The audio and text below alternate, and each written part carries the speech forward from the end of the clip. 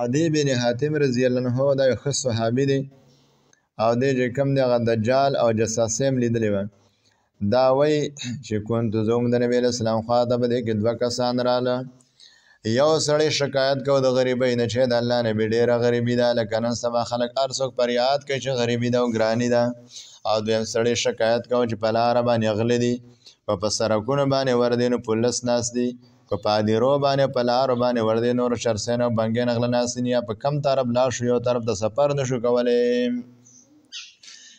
نو نبی رسول الله ورته وفرمیل چې اما قطع الطریق سبیل چې د لارې شو کوونکي خلک دي، غله او ډاکوان خلک دي، نو ډېره زر به داسې وخت راشي چې ربوځي او قافلې والا د مکې نه به ځي یا مکې ته به ځي، دا صنعا نه د صنعا نه مکې ته راځي. دا به نه د دې څه به څوکیدار هم دی او دا به نه یېرېږي د چا نه مګر د یو الله نه به یېرېږي. د کار طرف به امني ټوله معاشره باندې امن پکې راځي په قرآن سره او په احادیث سره.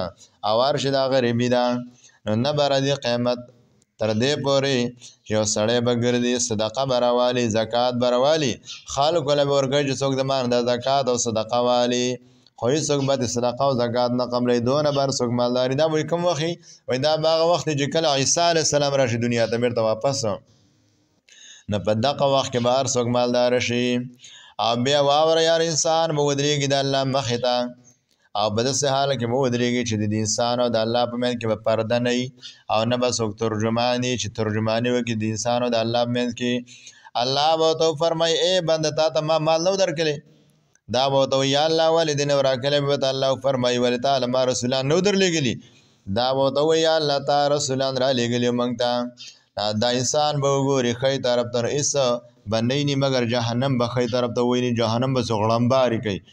او بیا به د انسان وګوري چپ طرف ته، نو چپ ته به نور څه نه وي مګر اور به چپ طرف ته وویني، ځکه د انسان به دنیا کې نیکي نه کلي، هر طرف ته به دلته اور راتاوي.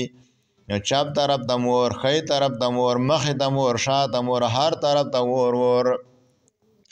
نبی علیه السلام فرمایل ځان بچ کړئ د اور د جهنم نه، ولو بشق تمرتین، اگر کو د کجوري یو ټوکړه ولې کو د کجوري یو ورکوټې ټوکړه د الله دپاره ورکړي، نو الله به تعالی غټ ثوابونه درکړي.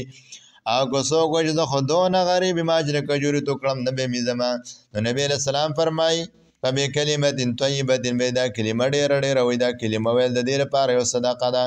دا کلمه خو بغیر د پیسو نه ده، هر څوک یې شي ویلی، مالدار هم شي ویلی، غریب هم شي ویلی، سړی هم شي ویلی، ښځې هم شي ویلی، وړوکي هم شي ویلی او زنانې هم شي ویلی او هر څوک یې شي ویلی. نو موږ ټول دا کلمه ډېر